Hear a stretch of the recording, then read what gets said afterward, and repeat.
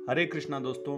आचार्य श्री रजनीश अपनी एक पुस्तक जिन सूत्र में परमात्मा अनुभव है, इस संबंध में एक स्टोरी के माध्यम से मैं समझाया है और आप लोग भी इसे जरूर सुने।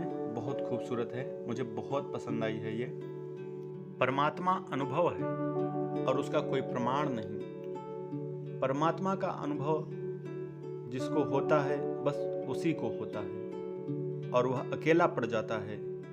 जिनको नहीं हुआ है वे अरबों खरबों हैं। इसलिए तो बुद्ध हों, महावीर हों, कृष्ण हों, क्राइस्ट हों, वे सभी कहते हैं श्रद्धा से सुनोगे तो शायद कुछ हो सके, संदेह से सुनोगे तो द्वार तो पहले ही बंद हो गया। ये श्रद्धा पर इतना जोर क्यों है? इसलिए कि धर्म की परंपरा नहीं बन सकती। जिसको हुआ है, अगर तुम्हारे मन में उसके प्रति थोड़ी सहानुभूति हो, लगाव हो, थोड़ी चाहत का रंग हो, तुम दोनों में कुछ तालमेल हो, तुम उस आदमी को इतना प्रेम करते हो कि तुम जानते हो कि झूठ वह बोल न सकेगा, तभी अगर तुम्हारे मन में जरा सा भी संदेह है कि हो सकता है यह आदमी झूठ बोल रहा है, खुद ही ने सपना इतना गहरा देख लिया हो कि इसे भरोसा आ गया हो, या तो यह धोखा दे रहा है या खुद धोखा खा रहा है, इतना सा संदेह काफी है कि सत्य तुम्हारे लिए बंद हो गया। बुद्ध पुरुष तुम्हारे भीतर केवल प्यास को जगा सकते हैं, वह भी तुम्हारी श्रद्धा का सहारा हो तो ही। दो आदमी एक मनोवैज्ञानिक के पास इलाज करवा रहे थे। दोनों ने एक दिन सोचा, दफ्तर से बाहर निकलते हुए एक मजाक करने की बात सोची। 1 अप्रैल आ रही थी तो सोचा कि अप्रैल के दिन एक मजाक करें, मैं भी आऊंगा और एक सपना कहूंगा। और दोनों ने सपना तय कर लिया मनोवैज्ञानिक को सुनाने के लिए। फिर शाम को तुम आना और तुम भी वही सपना कहना, देखें इस पर क्या गुजरती है, क्योंकि 2 आदमी एक ही सपना तो देख ही नहीं सकते। तो उन्होंने सपना तय कर लिया, विस्तार से एक एक बात कि क्या क्या हुआ सपने में देख लिया, कंठस्थ कर लिया। सुबह एक आया और उसने कहा कि रात एक सपना देखा, इसका अर्थ करें। मनोवैज्ञानिक ने उसका सपना सुना। दोपहर दूसरा आया, उसने भी वही सपना दोहराया। उसने कहा कि रात एक सपना देखा और विस्तार में इंच इंच वही, और वह देखता रहा बार बार कि मनोवैज्ञानिक पर क्या असर हो रहा है।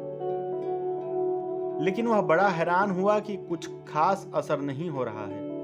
पूरा सपना सुनाने के बाद उसने पूछा कि आप क्या सोचते हैं इस सपने के बाबत। मनोवैज्ञानिक ने कहा कि मैं बड़ा परेशान हूं, क्योंकि 3 आदमी तो यह सपना मुझे दिन में सुना ही चुके हैं। 3 आदमी? वे दोनों बड़े हैरान हुए कि यह तीसरा कौन है, क्योंकि तीसरे को तो उन्होंने बताया नहीं था। सोचते थे मजाक मनोवैज्ञानिक से कर रहे हैं। वे बड़ी मुश्किल में पड़ गए कि अब यह तीसरे का कैसे पता चले, और हद हो गई, यह तो सपना हम दोनों ने भी देखा नहीं, सिर्फ तय किया था कि तीसरा कौन है। दोनों दूसरे दिन आए। उन्होंने कहा माफ करें, हम मजाक कर रहे थे, लेकिन तीसरा कौन है? उन्होंने कहा रात भर हम सो नहीं सके। मनोवैज्ञानिक ने कहा तीसरा कोई नहीं, वह मैं मजाक कर रहा था, क्योंकि 2 आदमी तो देख ही नहीं सकते। वह तो मैं जान ही गया कि जब 2 ने एक सपना देखा तो दोनों तय करके आए हैं 1 अप्रैल की वजह से। इसलिए मैंने कहा कि 3 तो कह ही चुके हैं, हद हो गई। 2 आदमी एक सपना देख ही नहीं सकते, सपना निजी है। इसलिए तो नास्तिक कहता है भगवान सपना है, क्योंकि तुम कहते हो हमने देखा, तो नास्तिक कहता है दिखाओ। सपने में और तुम्हारे भगवान के अनुभव में फर्क क्या हुआ? सिर्फ सपना ही ऐसी चीज है जो दूसरे को नहीं दिखाया जा सकता।